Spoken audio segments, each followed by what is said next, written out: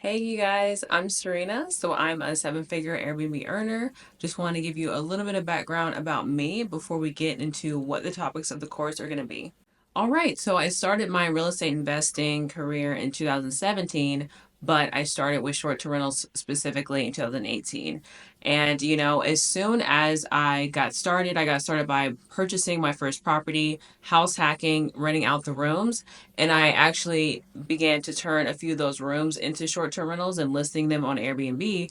And I noticed that within, a few minutes, I got my first booking. It was 20 minutes later after I listed on Airbnb. I got my first booking in that home that I was house hacking. So after that, I discovered rental arbitrage, and I knew I wanted to go forward with getting my future properties with rental arbitrage instead of to keep purchasing.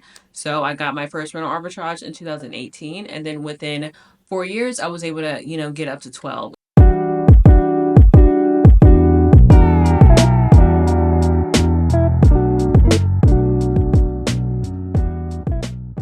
The first step is rental arbitrage. So, how to get a rental arbitrage, how to talk to these owners and convince them to allow you to run your business out of their property. In this module, I'm actually going to tell you what their concerns will be. There are going to be a handful of concerns and questions that they're going to have for you. You're going to know how to answer those concerns and those questions they're going to have.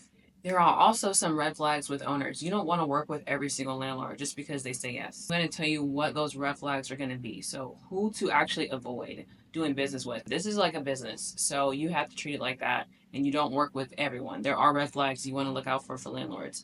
If you work with a wrong landlord, you will be regretting it. So, I'm going to explain what the red flags are. We're also going to talk about how to select the ideal property. So, what cities are the best cities? What cities are the most lucrative cities to work in? So we'll discuss, how to find out the most lucrative cities to work in. We also need to talk about the best websites to use when searching for your ideal property. We need to talk about money. So we got to talk about what the best property types are as far as getting you the most income for yourself, for, your profits. So what are the best property types to look out for in order to get you the most profit possible?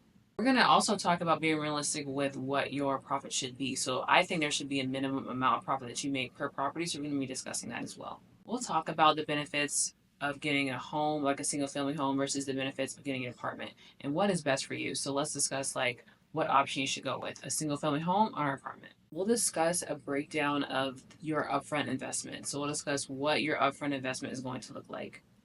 We'll talk about how to figure out whether or not there's short-term rental restrictions in the city or the county that you want to work in. We'll talk about whether or not I recommend getting a property in HOA and why.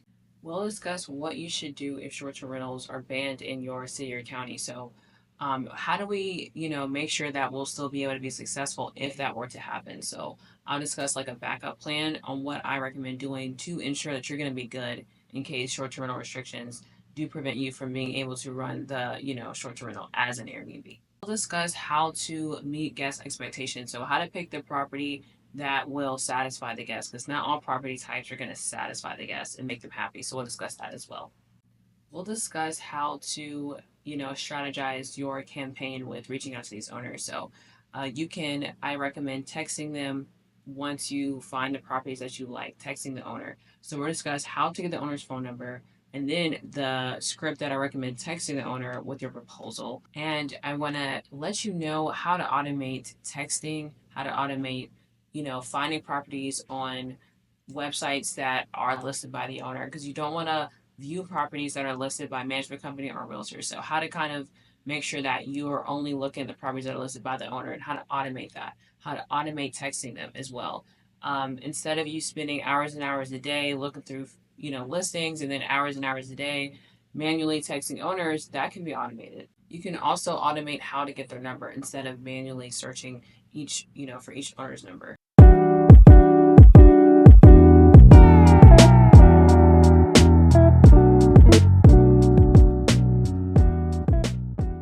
Now, first off, I want to tell y'all why you should choose me, and buy a course from me instead of these other Airbnb gurus. Let's get into that first. Here's how I'm different.